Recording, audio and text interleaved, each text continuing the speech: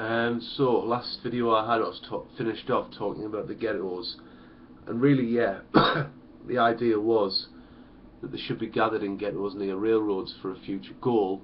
But what you also, of course, had was this like dehumanization of the Jewish people, which was horrific to see. And I was mentioning the film The Pianist, which obviously takes place in a ghetto, and you see everything taking place from when the Nazis took over Poland, from Jews being forced to wear the stars on their arm to identify them, to being forced to walk in the ghetto and bow their heads towards it, forced to walk in the gutter and bow their heads towards Nazi soldiers, etc.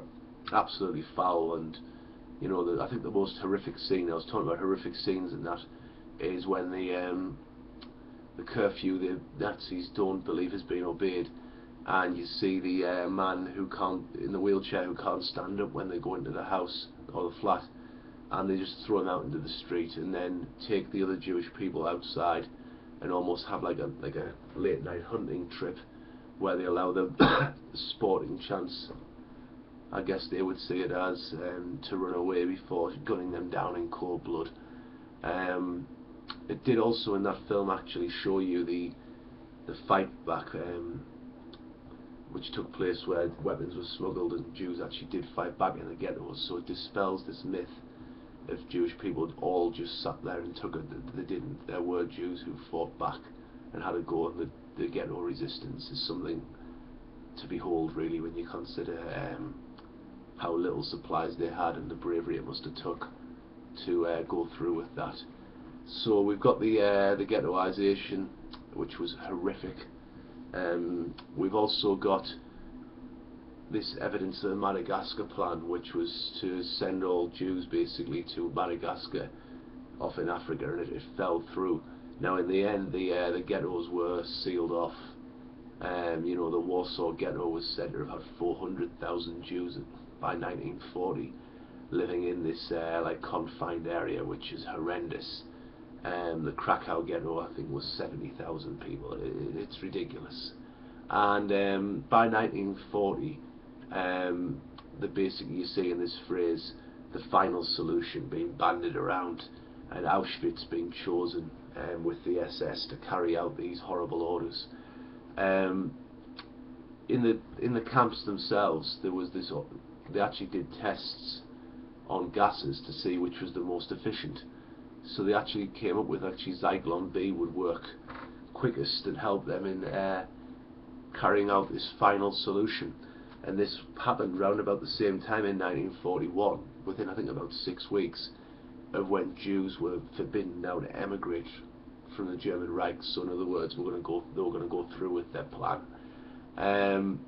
What you saw by late 1941 was a horrific incident in Poland, where basically Jews were put in gas vans, and they were being driven, and the exhaust was being basically fed back into the van itself, and they were killing Jews as they travelled with the gas, I guess the carbon monoxide it would have been from the vans, and then just taking them, driving as they went, killing them and taking them to a burial place.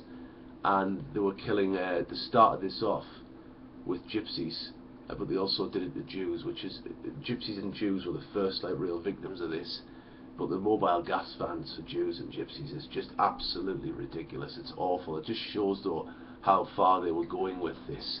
Zyklon B by 1942 basically is being used in Auschwitz, and Jews were just being put in mass graves by this point. And it's just, you cannot really get your head around it if you're a sane person. But by 1943 the SS Einsatzgruppen reported 1 million Jews being killed, and what they had is they were using slave labour to basically dig up and just kill the bodies and remove all traces, because this was like a dirty little secret that was going on at this time.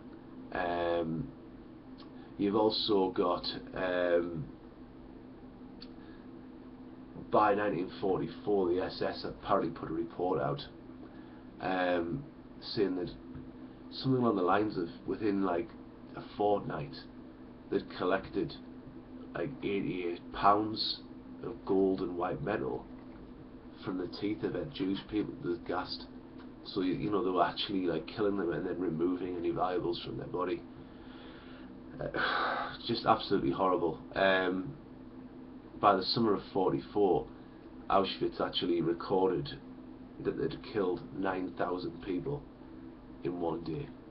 So you can actually see that this was a very, very efficient process that was going on.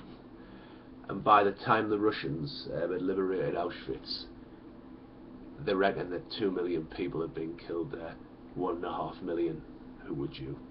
So 1.5 million Jews were killed at Auschwitz. And basically,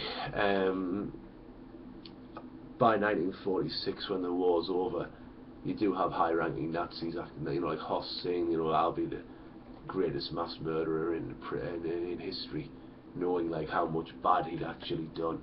And you know, basically the Nazis were very, very aware of what was going on, and it just, when you look at these writings, it just throws this whole Holocaust denial theories just totally out the window, really. The story I was going to tell you, I actually met a Holocaust survivor a long time ago, a man called Rudy Oppenheimer, and Rudy's story was that when the Nazis started off their process of discrimination against the Jews, his father decided to get them out of Germany, seeing what was coming. So there was Rudy, his brother Paul, his dad and his mum, who was heavily pregnant at this time, and they went to England, came across to England where they had relations, and they lived in England whilst the dad tried to figure out what to do next. And whilst they were here, his mum gave birth to a little girl in London, Victoria Hospital, I think, and obviously this child was an British citizen. Their father went to Amsterdam, where he got a job, I believe, in banking, don't quote me on that, and he sent word for the wife, the two brothers and the little girl to go to join them in Holland. They lived near Anne Frank, and they were rounded up and took into camps. And when they were in a camp, obviously the parents died, but the Nazis took great care not to exterminate, because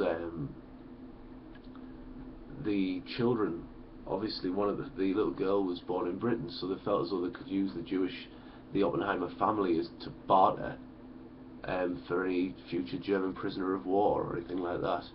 So they were kept alive, and Rudy said that what happened was his job was serving up the soup, and he made sure that they got their food last, because any vegetables or anything like that was in the soup would sink to the bottom. So when they got theirs last, they weren't just getting liquid, they